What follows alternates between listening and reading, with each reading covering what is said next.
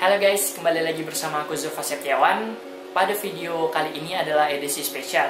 Tapi sebelumnya, sorry karena dalam 2 minggu terakhir ini aku tidak mengupload atau mengepost video di channelku. Dikarenakan ada beberapa hal yang membuat aku tidak sempat untuk mengepost video. Bukan berarti aku nggak punya bahan, nggak punya ide, ataupun lagi nggak mood untuk membuat video, mengedit video, sama sekali enggak. Tapi karena ada beberapa hal yang memang harus aku lakuin, agak susah sih mengatur waktunya. Jadi fokus saja dulu sama hal tersebut. Adapun hal-hal yang sedang aku lakukan kemarin, 2 minggu kemarin, yang pertama yaitu aku mendapatkan project pertama untuk membuat video prewedding. Jadi aku di sini dipercayain untuk membuat video prewedding di preweddingnya abang sepupuku. Jadi ini adalah salah satu project prewedding pertama aku, karena aku sebelumnya memang belum pernah mengambil video untuk orang lain atau mengedit video untuk orang lain. Karena aku mengedit video dan membuat video hanya untuk dokumentasi pribadi aku sendiri, dan sama sekali belum pernah terfikirkan membuat video prewedding itu seperti apa, dokumenter itu seperti apa, khususnya prewedding. Jadi ini prewedding pertama, ya karena memang persiapannya juga belum ada, ya apa adanya juga, karena ya baru belajar. Selain aku melakukan project prewedding, adapun hal yang lain yaitu aku sedang melakukan tes. Ya mungkin kalian akan tahu di video-video selanjutnya yang akan datang. Nggak di video selanjutnya yang akan datang, tapi ya kalau aku ingat lah, kalau aku sempat, pasti aku juga buat dokumentasi untuk tes yang sedang aku lakuin ini. Ya doain aja lah, semoga tesnya berjalan dengan lancar. Pastinya kalian bakalan tahu nanti. Kita kembali lagi mengenai project untuk prewedding. Setelah melakukan project video prewedding ini, ada pun beberapa hal yang menjadi pelajaran buat diri aku sendiri, dan ini juga menurut diri aku sendiri. Sebelum kalian melakukan syuting untuk video prewedding, ada kalanya kalian memikirkan konsep terlebih dahulu. Konsep preweddingnya itu seperti apa? Dia temanya glamor kah, klasik, ataupun yang ceria-ceria. Jadi untuk video prewedding yang telah aku lakukan kemarin yaitu bertemakan klasik. Jadi di situ aku menggunakan properti-properti yang berhubungan dengan klasik atau yang ala-ala jadul gitulah. Kita juga harus memiliki persiapan, selain persiapan konsep, juga persiapan mengenai properti-properti yang kita butuhkan, seperti properti perlengkapan ataupun properti mengenai kostum. Ya, kita harus menyesuaikan kembali dengan konsep yang telah kita pikirkan itu. Misalnya konsepnya klasik, kita membutuhkan properti yang berhubungan dengan klasik seperti sepeda yang klasik atau yang jadul-jadul, ataupun motor-motor antik, juga disesuaikan dengan kostumnya yang bertemakan sesuai dengan tema atau konsep yang telah kita pikirkan tadi. Persiapan yang selanjutnya itu persiapan mengenai tempat. Jadi kita harus bisa memilih tempat yang sesuai dengan konsep awal yang telah kita tentukan tadi. Seperti aku tadi temanya itu klasik, jadi kalian bisa memilih tempat yang berhubungan dengan yang klasik, seperti tempat yang bersejarah tapi nuansanya unik, ataupun tempat yang nuansa alamnya cocok dengan kostum ataupun properti yang kalian gunakan tadi. Aku menggunakan motor-motor jadul, jadi mencari tempat itu yang ada hubungannya dengan alam, tapi juga ada jalanannya itu yang istilahnya kayak bernostalgia gitu, atau ala-ala vintage gitu. Selanjutnya, selain tempat, juga kalian harus bisa menentukan waktu yang tepat, seperti bisa menentukan kapan kalian harus mengambil di momen yang pas, seperti di pagi hari kah atau di sore hari. Jadi waktu itu mungkin aku waktunya agak kurang pas, mengambilnya agak siangan gitu, dan kebetulan di proses sela-sela pengambilan syuting, sudah hampir mau selesai syuting, itu tiba-tiba hujan. Kita juga harus memiliki persiapan hal-hal yang istilahnya di luar dari dugaan kita, seperti persiapan tempat cadangan ataupun mungkin properti cadangan.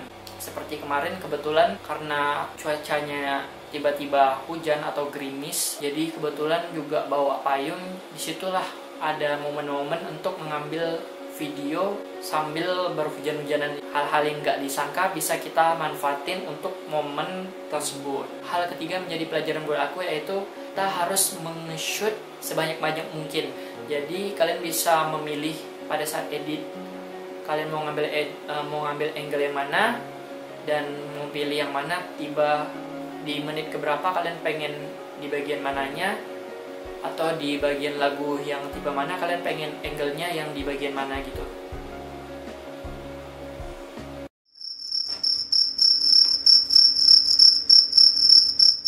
Nggak ada istilahnya kalian nyesel gitu karena udah preweddingnya semalam nge-shootnya, tiba-tiba besoknya kita baru ngedit, ternyata ada momen atau angle yang kita nggak ke-shoot atau kita lupa ke-shoot, dan baru kita terpikir pada saat keesokan harinya pada mau ngedit video. Jadi saran aku, kalian mengambil angle yang sebanyak-banyak mungkin, baik itu dari angle sebelah mana, sebaik-baik mungkin dan sebanyak-banyak mungkin. Jadi kalian gampang pada saat proses editing, karena kejadian-kejadian momen seperti itu nggak terjadi 2 kali. Kalau mau diatur lagi, mungkin ulang syuting lagi, setting ulang lagi, mungkin bakalan beda. Pada saat kalian nge-shoot video, seminim mungkin kalian mengambil shoot yang bergoyah. Kemarin aku udah menggunakan stabilizer. Stabilizernya itu kalian bisa melihat di video sebelumnya, karena mungkin stabilizernya ya selain harganya murah juga, aku juga baru menggunakan stabilizer itu beberapa minggu, jadi juga perlu beradaptasi lah. Seminim mungkin kalian mengambil video yang bergoyang, karena kalian nggak bisa mengandalkan 100% melalui proses editing.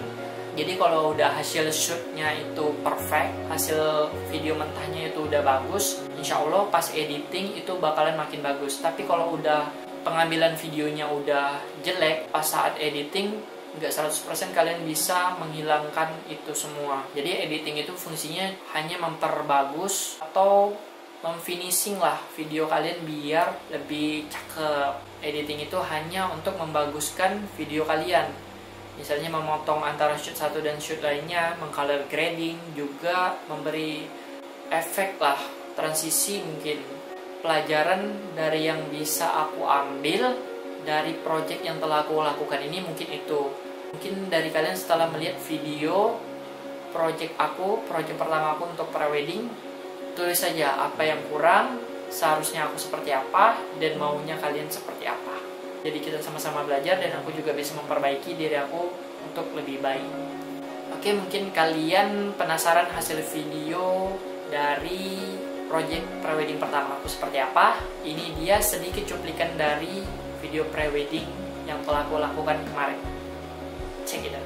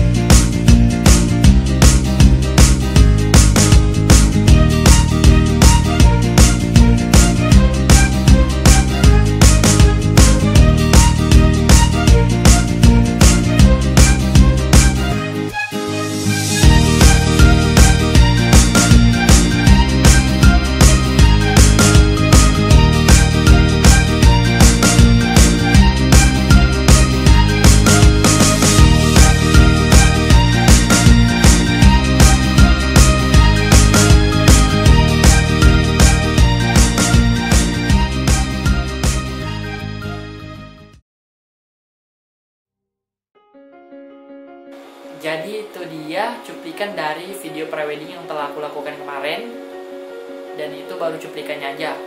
Untuk video fullnya kalian bisa saksikan di video selanjutnya.